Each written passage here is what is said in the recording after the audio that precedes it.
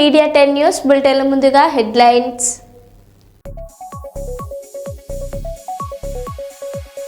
నర్సంపేటలో CM Revanth Reddy పర్యటన, నిరసన సెగ.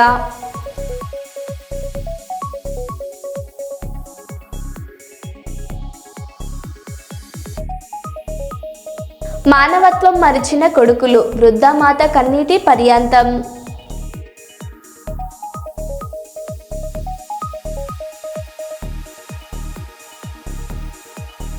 పల్నాడు జిల్లా నర్సారావుపేటలో హిజ్రాల మధ్య వివాదం.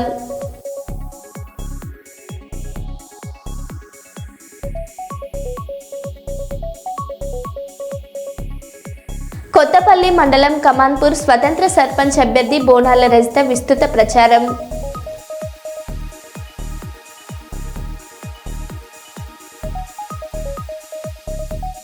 ప్రకాష్ నగర్లో మెగా పేరెంట్ టీచర్స్ మీటింగ్ కార్యక్రమం.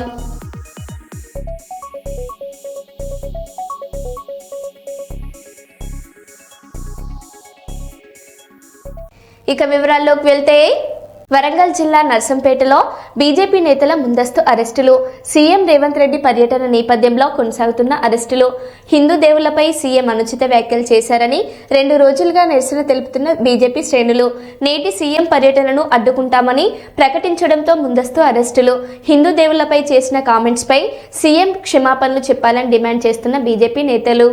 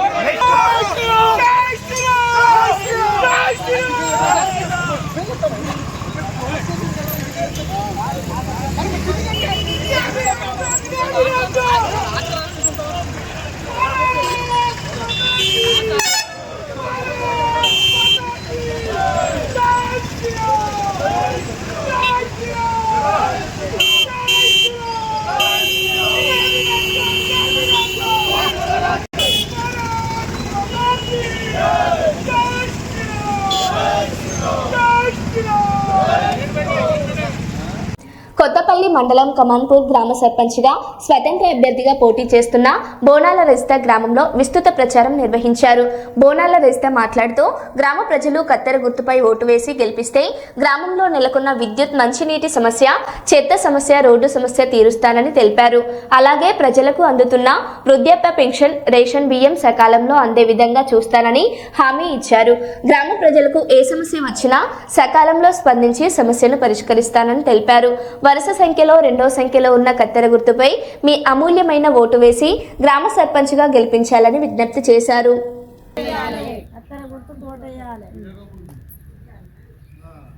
కమాన్పూర్ గ్రామ ప్రజలందరికీ నా నమస్కారాలు. నేను ఈసారి మొదటిసారిగా మీ ముందుకి వస్తున్నాను.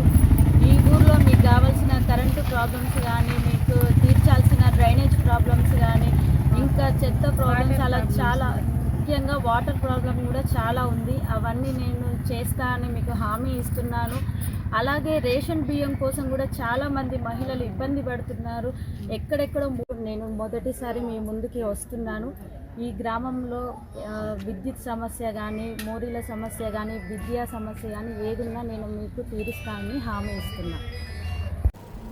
ఓర్వకల్లు మండలం ఉయ్యాలవాడ గ్రామంలో అనాధికారికంగా సోలార్ ప్రాజెక్టు కొరకు సంతకాల సేకరణ విషయంపై కార్మిక కర్షక భవన్ కర్నూలులో ఏపీ రైతు సంఘం జిల్లా ప్రధాన కార్యదర్శి జి రామకృష్ణ, ఆంధ్రప్రదేశ్ వ్యవసాయ కార్మిక సంఘం జిల్లా సహాయ కార్యదర్శి బి నాగన్న, ఉయ్యాలవాడ గ్రామ రైతు నాయకులు సురేష్ రెడ్డి, మెహబూబ్ బాషా రైతులతో సమావేశమయ్యారు. ఈ సందర్భంగా వారు మాట్లాడారు.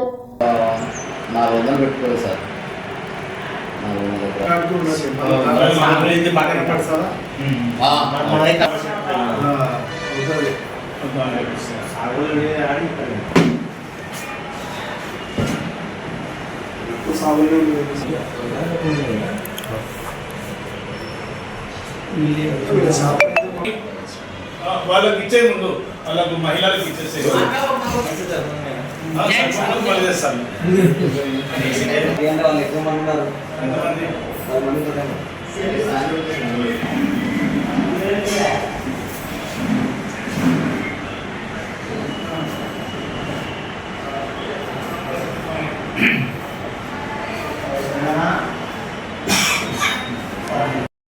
ఉయ్యలవాడ గ్రామంలో భూమి ఎటువంటి భూమి అంటే చాలా సారవంతమైనటువంటి భూమి, బలమైనటువంటి భూమి.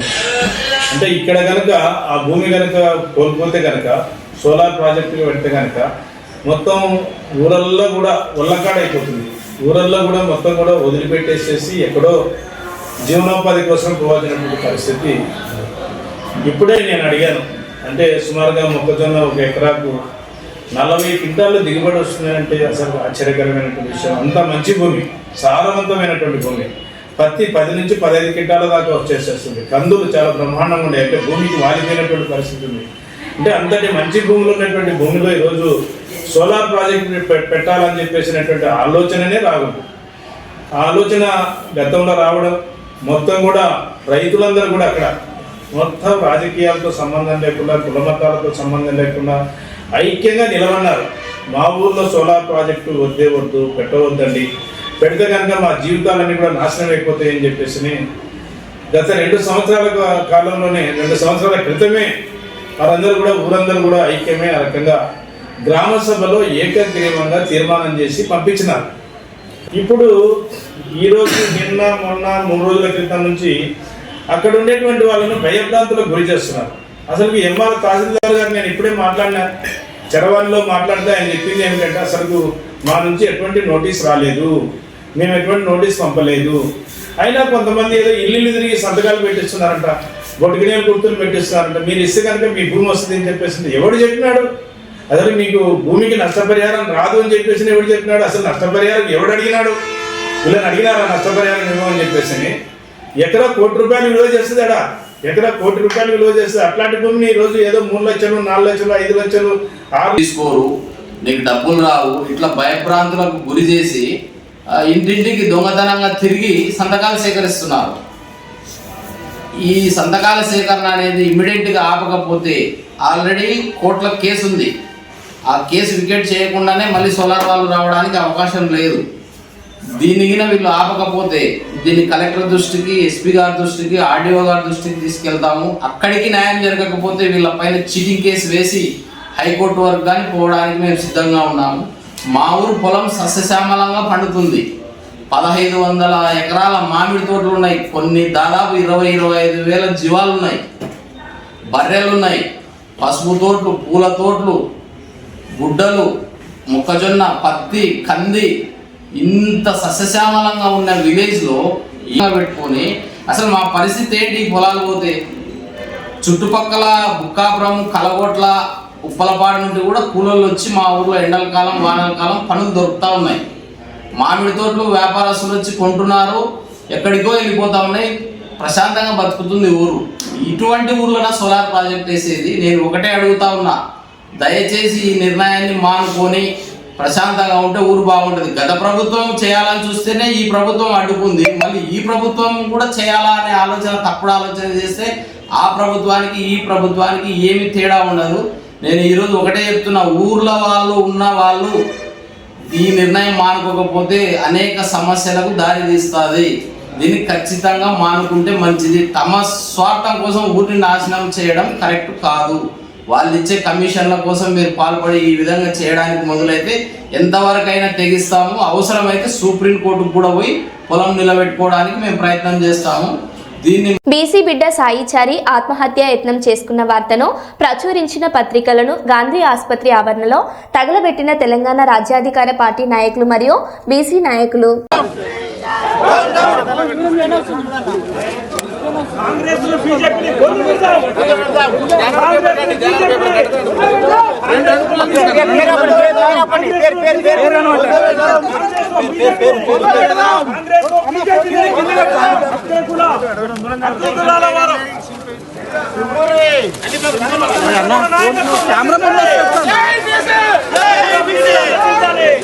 అక్కడ మీడియా నశించాలి.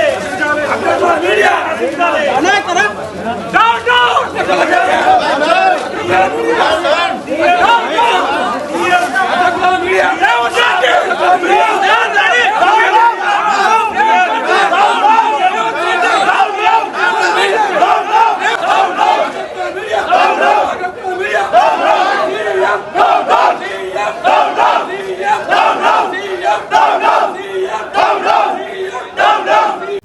భారత రాష్ట్ర సమితి బలపరిచిన అభ్యర్థులను అత్యధిక మెజార్టీతో గెలిపించాలని Errabelli charitable trust chairman Usha Dayakar Rao పిలుపునిచ్చారు. శుక్రవారం ఆ పార్టీ పాలకుర్తి పట్టణ సర్పంచ్ అభ్యర్థి కమ్మగాని విజయ్ నాగన్న గౌడ్ వార్డు అభ్యర్థులతో కలిసి ర్యాలీలో పాల్గొని నామినేషన్ దాఖలు చేశారు. అనంతరం వారు మీడియాతో మాట్లాడారు.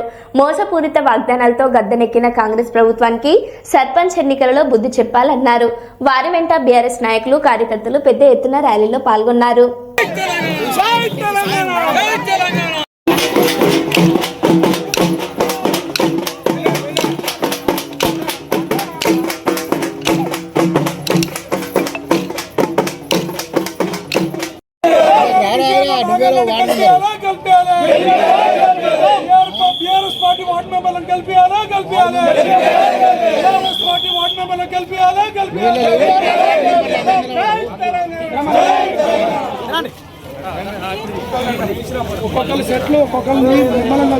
గ్రామంలో సర్పంచ్గా కమ్మగాని విజయ నాగన్నను మరి అభ్యర్థిగా నిలబెట్టడం జరిగింది.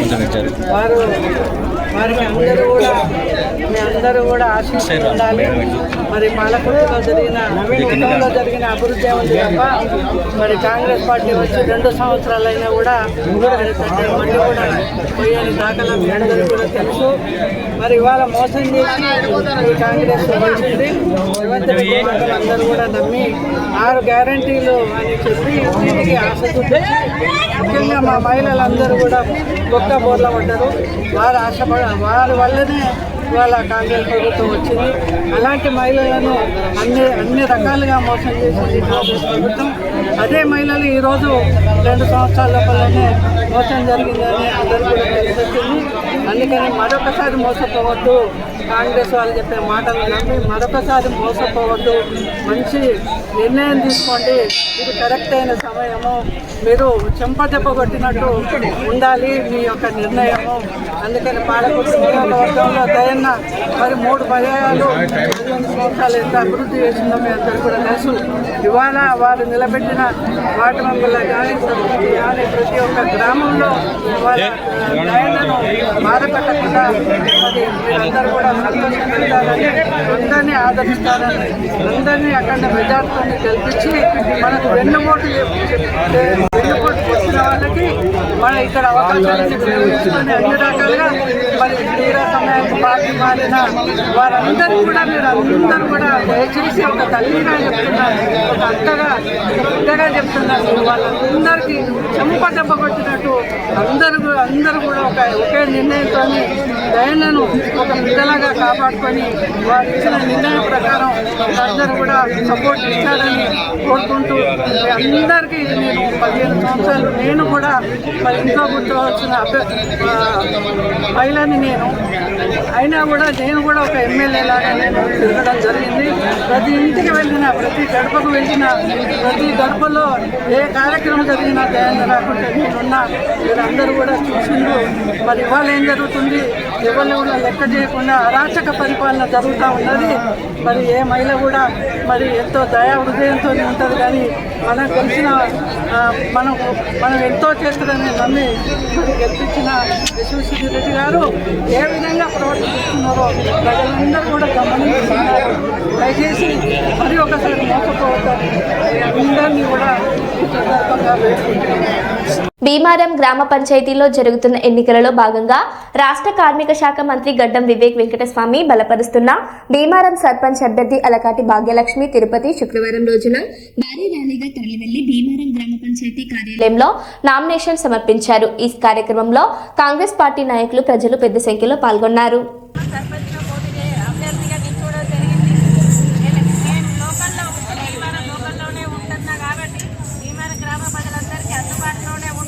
అన్ని పనులను ముంగన నడుస్తూ మీ అందరి దగ్గరనే ఒక అక్కలాగా చెల్లెలాగా అందరితో కలిసి ఉంటాను.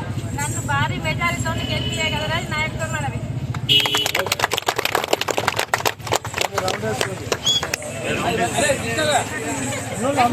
డిసెంబర్ 5న శుక్రవారం రోజున జర్నలిస్టుల కుటుంబాలకు ఉచితంగా కంటి అద్దాలు పంపిణీ చేయడం జరుగుతుందని సీనియర్ జర్నలిస్టులు మిసాల రామస్వామి, ఆనంద్, మన దినపత్రిక బుల్లెట్ రమేష్, పరమేశ్లు తెలిపారు. ఈ సందర్భంగా జర్నలిస్టులు మాట్లాడుతూ నవంబర్ 27వ తేదీన మేడికవర్ హాస్పిటల్ సహకారంతో ఏర్పాటు చేసిన ఉచిత వైద్య శిబిరానికి ఇంజనీరింగ్ కళాశాలల రాష్ట్ర ఉపాధ్యక్షులు కేవీ సుబ్బారెడ్డి, ఇంజనీరింగ్ కళాశాలల అధినేత కేవీ సుబ్బారెడ్డి ముఖ్య అతిథిగా పాల్గొన్నారు. డిసెంబర్ 5వ తేదీన జరిగే ఉచిత కంటి అద్దాల కార్యక్రమం జరుగుతుందని, కంటి అద్దాలను కేవీ సుబ్బారెడ్డి ఏర్పాటు చేశారని చెప్పారు.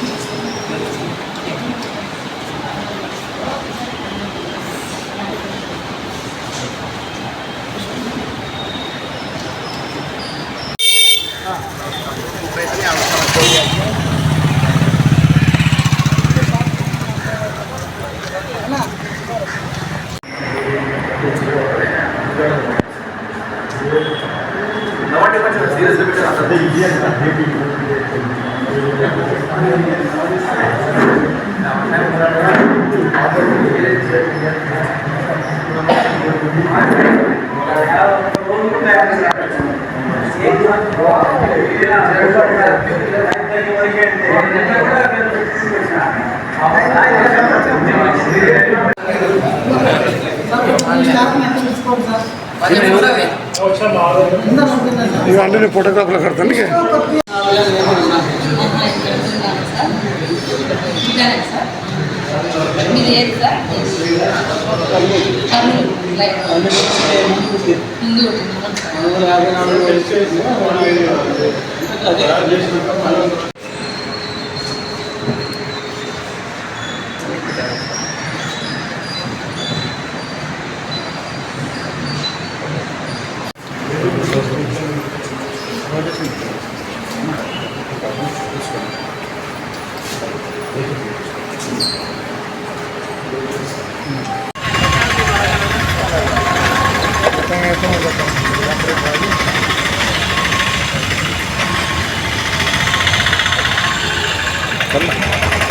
తారీఖున సీనియర్ జర్నలిస్టు రామస్వామి ఆధ్వర్యంలో మెడికవర్ వారి సౌజన్యంతో ఉచిత హెల్త్ క్యాంపు నిర్వహించడం జరిగింది. అందులో అవసరమైనటువంటి వారికి కంటి అద్దాల ఉచిత పంపిణీ కార్యక్రమము రేపు జరుగుతుంది.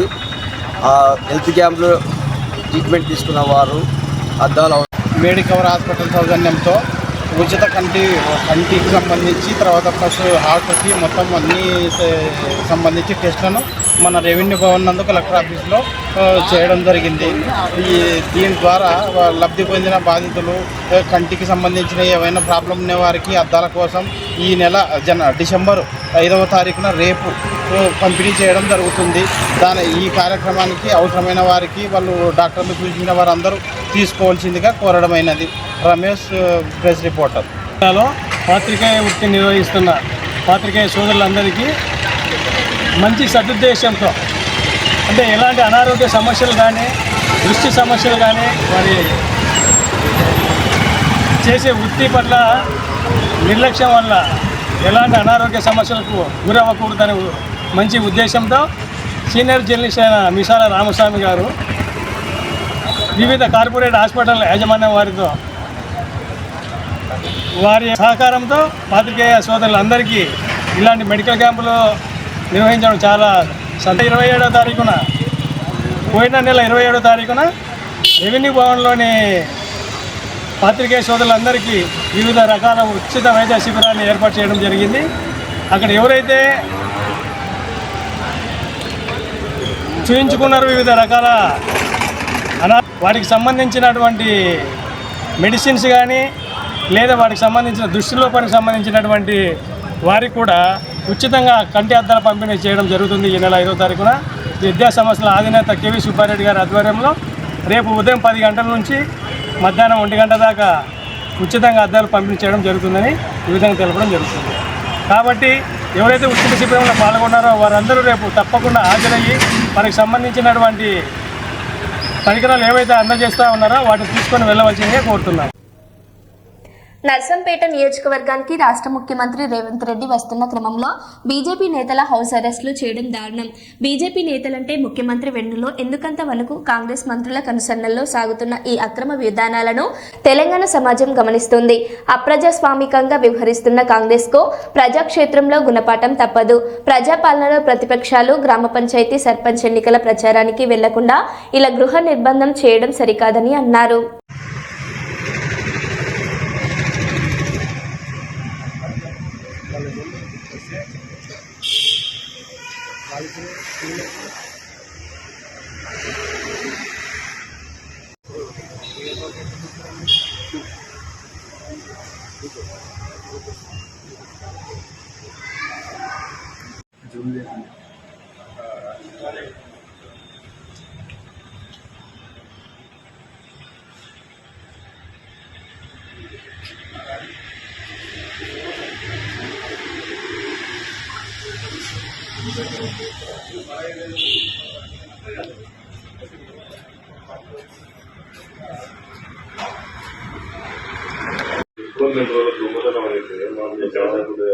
ఇంట్లో ఎవరు 10 మంది తీసేదాకా ఆయన సంవత్సరం 10 తులాలు పోయింది.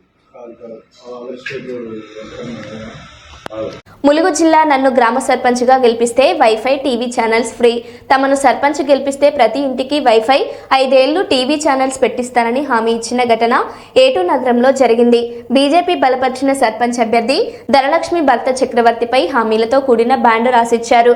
పంచాయతీ ఫండ్ ప్రతి రూపాయి ఖర్చు గ్రామస్తులకు తెలియజేస్తానని పేర్కొన్నారు. గోదావరి కరకట్ట లీకేజీలు అరికడతామని, సైడ్ కాల్వలు కోతుల బెడద నుంచి విముక్తి కలిగిస్తామన్నారు.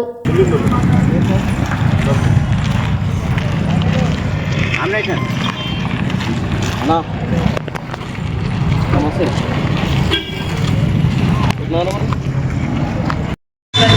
నమస్కారం. ఎటునాగారం మేజర్ గ్రామ పంచాయతీలో నేను బీజేపీ అభ్యర్థిగా సర్పంచ్ అభ్యర్థిగా నేను పోటీలో పాల్గొంటున్నాను. నరేంద్ర మోదీ గారు మనకి చేసే పథకాలలో మనకి సీసీ రోడ్లు, డ్రైనేజీ, వైకుంఠ ధామాలు, గరీబ్ యోజన కింద రేషన్ బియ్యము, పల్లె ప్రకృతి అని ప్రకృతి వనము అని మంచి కార్యక్రమాలు చేపడుతున్నారు.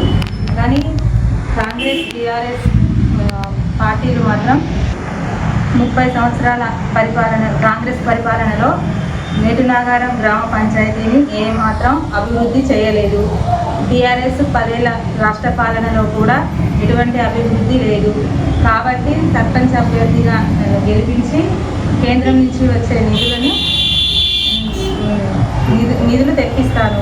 అదేవిధంగా ఏ విధంగా నేను ఖర్చు చేస్తున్నానో అనేది ఆన్లైన్లో కూడా పెడతాము. ఇంకొకటి ఏంటంటే వైఫై నెట్వర్క్, టీవీలో ఛానల్స్ అన్నీ 5 సంవత్సరాల వరకు ఫ్రీగా ఇస్తాము. నన్ను గెలిపిస్తే ఇవన్నీ ఫ్రీగా ఇస్తాము. అందుకోసమే అందరూ గ్రామ ప్రజలందరూ కలిసి బ్యాట్ గుర్తుకు ఓటేసి నన్ను గెలిపించగలరని కోరుచున్నాను.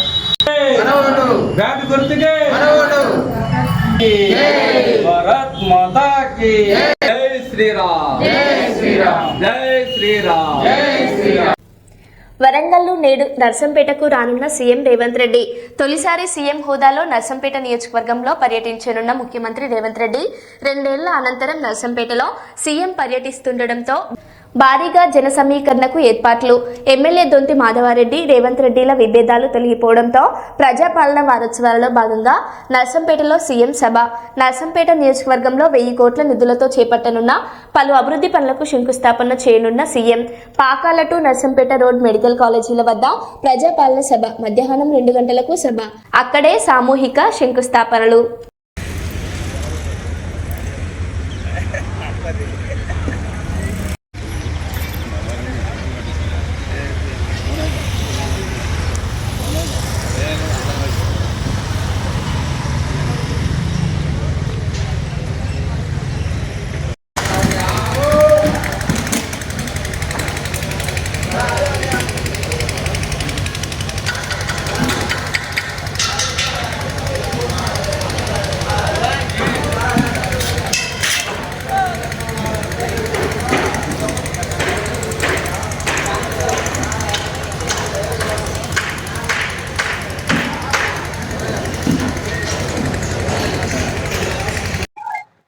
మధ్యాహ్నం 1 గంటకి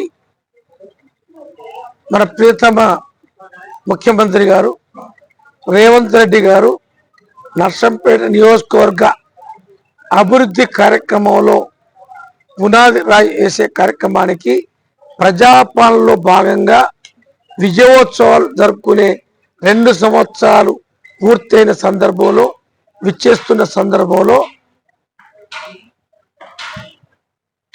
6 కార్యక్రమాలకి పునాది వేయడం జరుగుతూ ఉంది. అందులో ఇంటిగ్రేటెడ్ స్కూల్ సుమారు 200 కోట్ల రూపాయల విలువతో అది మంజూరు కావడం జరిగింది. టెండర్ కూడా పూర్తయిపోయింది. పునాది రాయి వేసిన తర్వాత వెంటనే ప్రారంభించి మా నియోజకవర్గ ప్రజలకి నాణ్యమైన ఆంగ్ల ఏదైతే మీడియంతో ఇచ్చే కార్యక్రమాన్ని చేయబోతా ఉన్నాం.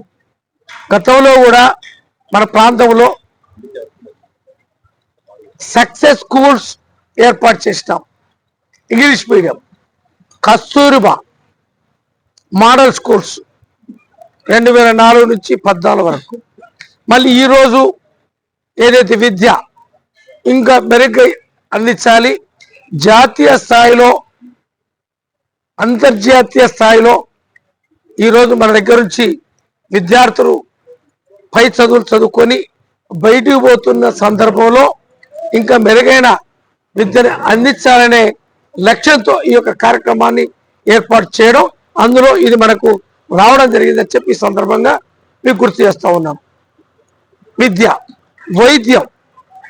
మరి ఈ వైద్యంలో గత ప్రభుత్వం మంజూరు చేసిన ఏదైతే హాస్పిటల్ ఎన్నికల ముందు హర్రీబరీగా ఏదైతే మంజూరు ఇచ్చి మళ్ళీ ఇంద్రమ్మ పాలనలో అది పూర్తి చేయడం జరిగింది. పూర్తి చేసి ఇప్పుడు ఏదైతే దాన్ని పూర్తి స్థాయిలో ఆ యొక్క హాస్పిటల్ని అందించే కొరకు మెడికల్ కాలేజ్ మనం మంజూరు ఇచ్చినాం కాబట్టి ఆ యొక్క మెడికల్ కాలేజీని అందులోనే నడుపుతా ఉన్నాం. ఆ యొక్క సదుపాయం కొరకు 150 కోట్ల రూపాయలతోటి రేపు పునాది రాయి వేస్తూ ఉన్నాం.